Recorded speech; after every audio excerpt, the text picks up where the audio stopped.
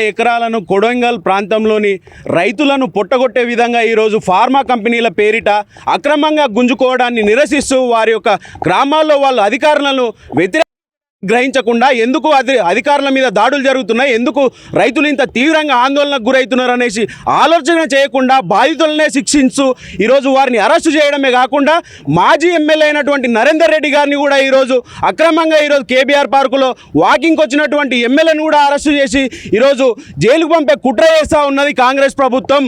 తక్షణమే ఈ యొక్క అరెస్టులను ఖండించాలి, తక్షణమే వారిని కూడా విడుదల చేసి వారితో చర్చలు జరపాలి.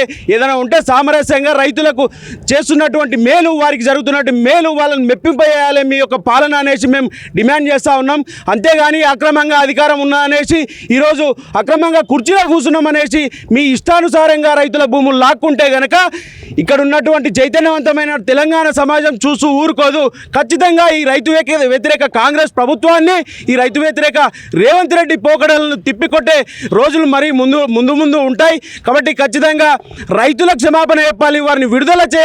వారి యొక్క ఏదైతే గ్రామంలో వారి మీద అక్రమంగా రాత్రి 2 గంటలకు పోయి కరెంటు బంద్ చేసి మరి వాళ్ళ మీద దాడులు చేసుకుంటా ఈడ్చుకొచ్చి ఈరోజు పోలీస్ స్టేషన్లు తరలించిరో వారి యొక్క కుటుంబాలకు క్షమాపణ చెప్పాల్సిన బాధ్యత ఆ యొక్క కలెక్టర్కు ఉన్నది, అక్కడ ఉన్నటువంటి ఎస్పీ నారాయణ రెడ్డికి ఉన్నది, ఈ రేవంత్ రెడ్డికి ఉన్నది, రేవంత్ రెడ్డి యొక్క సోదరులకు కూడా ఉన్నదనేసి డిమాండ్ చేస్తూ ఉన్నాం.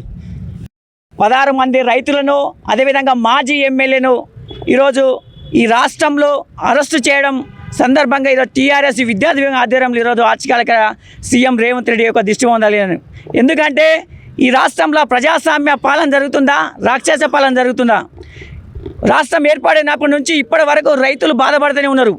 అదేవిధంగా ఈరోజు ఈ గత ప్రభుత్వంలో సీఎం కేసీఆర్ గారు 12,000 ఎకరాల భూమిని, అంటే ఫార్మా కంపెనీకి సంబంధించి 16,000 ఎకరాల భూమిని తీసిపెట్టిండు.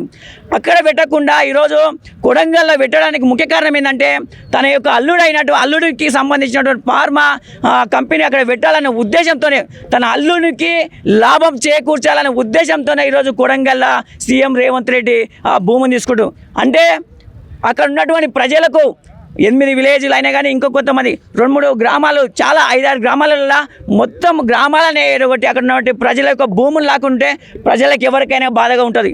ఈరోజు అక్కడ కాంగ్రెస్ పార్టీ వ్యక్తులు ఉన్నారు, బీజేపీ పార్టీ వ్యక్తులు ఉన్నారు, అదేవిధంగా టీఆర్ఎస్ పార్టీ వ్యక్తులు ఉన్నారు. మొన్న నిరసన కార్యక్రమంలో మా యొక్క భూములను లాక్కుంటున్నారు, మేము అసలు ఇయ్యము ఫార్మా కంపెనీకు, ఇది స్వార్థపూరితంగా రేవంత్ రెడ్డి చేస్తుంది కాబట్టి వెంటనే మా భూములు మాకు ఇవ్వాలి, ఇక్కడ ఫార్మా కంపెనీ వ్యతిరేకిస్తున్నామంటని వాళ్ళు ప్రొటెస్ట్ చేసిండు.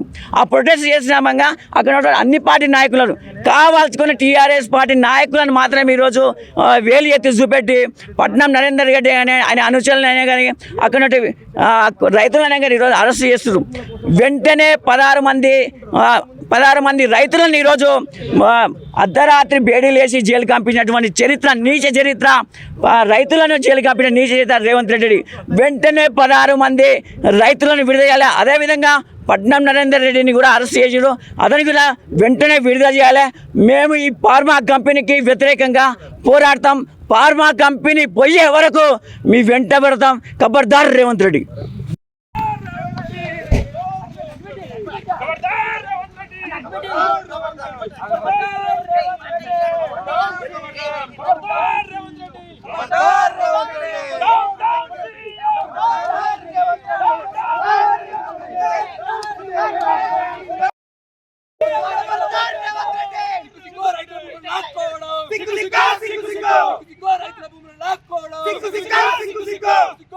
మీ జోబులు కోసం రైతుల భూములు